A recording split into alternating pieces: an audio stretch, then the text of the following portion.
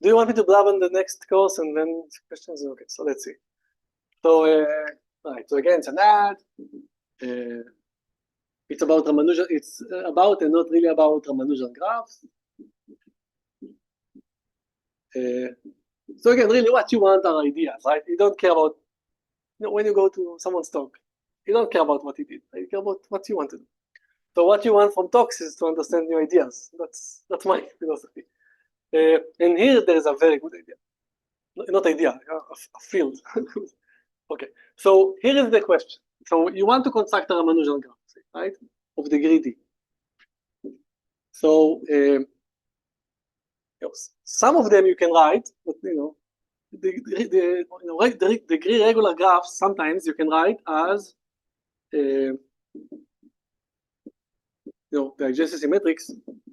You can write like that. So M is going to be just some perfect matching, some arbitrary perfect matching on your vertices. And these PIs, each PI is a permutation matrix. So what we are really doing in this sum is you take you take this thing, you permute the elements, so you put a perfect matching, and you put on top of it another perfect matching, hopefully independent one, like think of it like a not independent in the problem. Yes, good. So right. So if you do that, good. So if you're going to sample permutations, you get a model for a random graph. And the question is this: what can you analyze this thing? What can you say about, like, I don't really at this point care about probabilities, but can you find the PIs which will make this a Ramanujan graph? I mean, you just, instead of giving you a construction like the zigzag, you start from a graph and so forth, just saying, you want just to permute this thing D times and just take the union. That's what you want. So you want to do kind of probabilistic method, like you said, but I mean, doing that is really bad. Like that's, so this is P is just P1 up to Pn. That's just like the all ones matrix normalized, right? You just every entry has the same probability to get X. This is J essentially. So you want to do probabilistic method, but in the right way. So the thing you can start doing is the following. This is the beginning of an idea. So you can look at the characteristic polynomial of this thing. Like for every P, for every sequence of PIs, you'll get a characteristic polynomial. You know that, regardless of this choice, X minus D will be a factor in this polynomial because it's a degree D regular graph.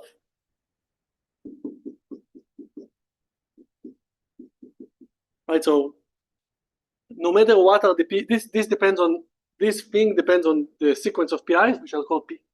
So this polynomial has X minus D as a factor, and you want to prove that the rest of the factors, I mean, it's a real polynomial, a real rooted polynomial, because it's a symmetric matrix, and you want to prove a bound on the roots in absolute value, hopefully, of the other roots of P, like the roots of P, the other roots of this polynomial. Right, so I mean, I'm just saying nothing. I'm just saying instead of talking in terms of like spectrum, I'm just looking at these polynomials. And now you can do the following completely kind of ill-defined idea. You can ask, what happens when you take a random sequence of PIs? Right, so P is like P1 up to PD. What happens there? So you get, again, something like that, because X minus D is a factor in all of them. And then you get this kind of a magic polynomial. And what I claim is that initially, this is a terrible idea. Because you take the expectation over the polynomials, like the coefficients of the polynomials, like in coefficient space, and you care about the roots. These are not linear in each other, like highly nonlinear in each other. These are symmetric functions of one another, like, the coefficient over the rotation. Right. So for every rotation matrix, like permutation matrix, you look at the characteristic polynomial and you average over those, like coefficient-wise. So for example, like it's weird. Do you see that it's weird? You have a polynomial here. For every P you have, the coefficient of X cubed is some C that depends on P. And then you take expectation like here. for every thing. This is ridiculous. Because, for example, it's not even clear, and it shouldn't have been true, that this is even a real-rooted polynomial. If you take two real-rooted polynomials and you sum them up, or take the average, it's not going to be real-rooted in general. You can take two parabolas like that. So, what's the point of this thing? So there are two things that are very interesting. First, it is a real-rooted polynomial. And we really understand this P. I'll talk about that in a second. But more importantly, knowing, say, bounds on the roots of that polynomial P, how can you translate it to the roots of a single polynomial in the family, right? Like you want to do probabilistic method. You want to say, if I understand the expectation, I understand with some probability something happens. That's like not what's going on here.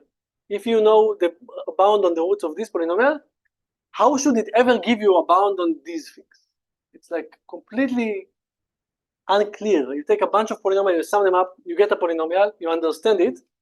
Why should one of the polynomials in the family, usually it's not the case, be as good as that polynomial?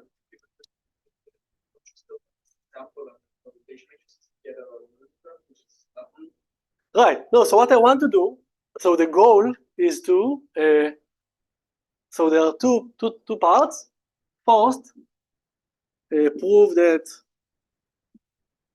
this one is good.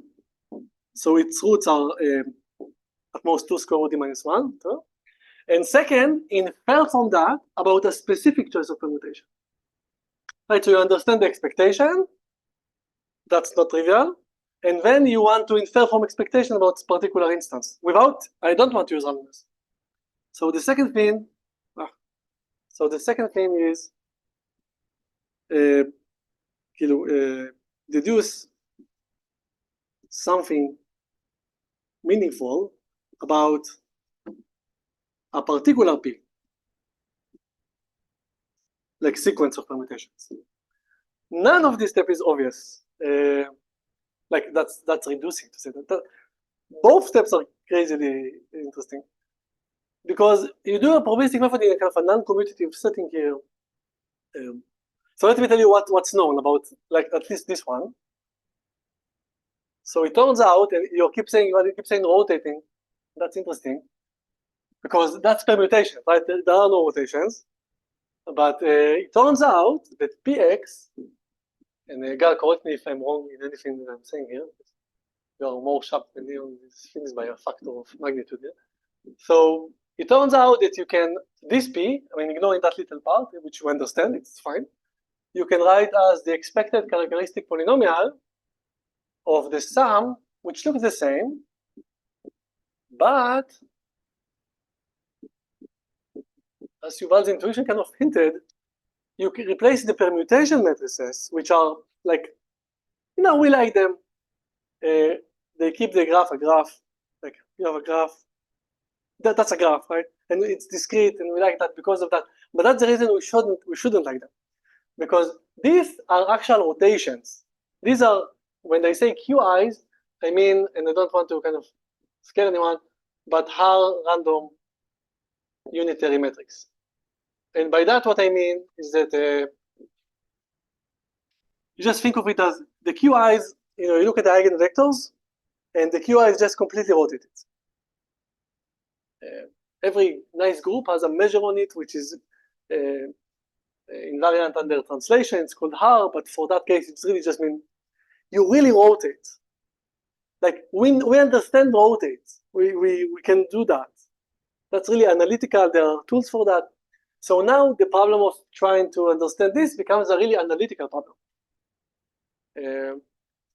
And in particular, what you can show, like that's part of this, that's the main theorem, I guess, in this Marcus Spillman-Srivastava paper. Yes. It's a technicality, but yes. Because you see, all of them has the all ones vector.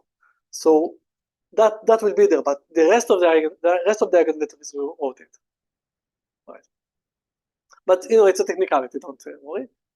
And what MSS proved is, for example, consider just a sum of two things. So they proved, you can just induct, that if you have just one Q, and you do the following: you take some matrix, but the second one is the second one also, but you rotate it compared to the first one. Right? So you can put also Qs here, other Qs, but it's the same thing. Who cares?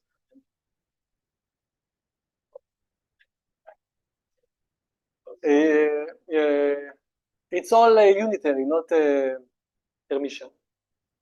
I can do all reals, only reals. Orthogonal, sorry, that's the name. Right, sorry, my bad. You can do also that, of course, it's even better. So I meant orthogonal, right? Otherwise, you need diagonals. Sorry, yeah. So look at this thing. You have these two matrices, A and B. Think of them as graphs, like the adjacency matrix of graphs. And when you kind of rotate, in a sense, the eigenvectors of one compared to the other. So for every particular Q, particular for identity, it's not that the spectrum of A plus B is determined by the spectrum of A and the spectrum of B. It really depends on how the eigenvectors are related to each other. So you can't hope for that. But what they showed is that that thing is determined by a specific formula by the spectrum of A and the spectrum of B.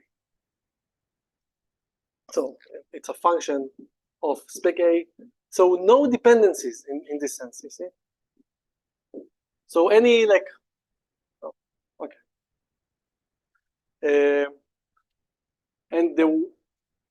Okay. And this F is really interesting, but really what's more interesting, besides the fact that it's true, is that it inherited or was, I don't know, influenced by a field called free probability theory. That's kind of a finite version of it.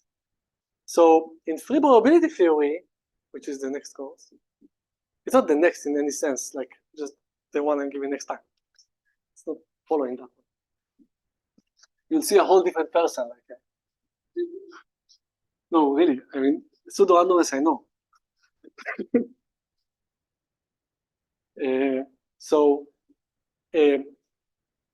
free probability theory, okay, in general, in probability, when you have two random variables and they're independent, one way of saying that is saying that the moments of their joint moments can be inferred from the individual moments. Right? The moment of x, y, so this product is that of x times that of y, right? And for any moment, if you put here k and l, you'll get k and l. Right? No biggie. And if you also, it's commutative, so if you're going to shuffle them, it's still the same.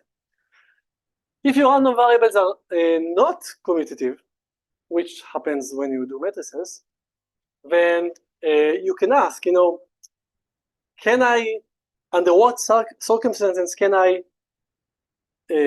look at two variables? What do I need for these two variables? Look at them and be able to say that their moments are determined by the individual, the marginal moment. So it turns out that independence, like in the standard sense, is not enough. For example, A and B here are fixed. They are independent in any way. So you need something else, and that something is dubbed freeness. So it's or free independence. So freeness, you can kind of essentially define it as the property that will allow you to, to ensure that the joint moments will depend only on the individual moments, because there is essentially only one such thing. But there is a particular definition of when are two variables free, and it's really on an algebraic level. So you don't do actually probability theory. Some people even say it's a bad name. It's really algebra, like a, yeah. And what you can show is that there is a very nice, I don't want to write it, a very nice or semi-nice, initially at least, way of defining when two variables are free. Once they are free, you can say a lot about what happened when you add them and multiply them, even more so, and so forth. The problem is that nothing finite is free unless it is constant. So all free probability is an infinite phenomenon. It's something that happens in limits, if you want, but graphs can never be free from each other. So what MSS did was actually to take one property they wanted from a strip probability, namely when these are infinite, and prove it also in a completely different way. They proved it that this also happens in finite. They proved something sufficient for them to prove that it happens also in the finite setting. What we'll do in the next course, we'll actually learn the infinite version. It's easier. The infinite, I don't know, you get more. It's not easier, but for what you get, it's easier. And then, so that will be like 3/4 of the course, and then in the last 3 lectures will be, I mean, you can read MSS and just understand it, but you won't get where it came from. So you need to do that. That's what Gal and I did for a long time. We thank you and sorry, Gal. We need to do that in order to really understand MSS and play with it. And interestingly, the mathematics that's hidden underlying this, even though it's really algebraic, like in the sense that you have like formal sums and so forth, it's actually very combinatorial, extremely. There is a rich combinatorial structure that tells you how to get the joint moments from the individual ones. It's kind of Catalan plus Pascal. And it's really analytical also, which is expected. Analytical, I mean, you will see those because, it's infinite, it's like continuous. You take expectations. And you do like a lot of generating function style stuff and so forth. Really interesting. Anyhow, that's all I can really say about this. We'll need a semester to talk more about that. In 15, yeah, I'm not sure I know the material for that. The design. Sorry? T designs. What's the designs? I already know because I don't know what it is. If it's a unitary instead of orthogonal. Mm-hmm. You do your quantum stuff right now, right? Yeah. Okay. So what? So it's if you want to approximate any up to t moments instead of doing r random to I see. T design. I see. No, so actually the thing here is that you actually don't work with the moments separately. You work with the generating functions, what they call transforms there, and you collect all moments. You have a generating function. It's related to what's called the Cauchy transform, and you work with those. So right. So truncating, I'm not sure how how it relates. Yeah. I mean, yeah. Okay. So now you get to choose either questions or AG comments.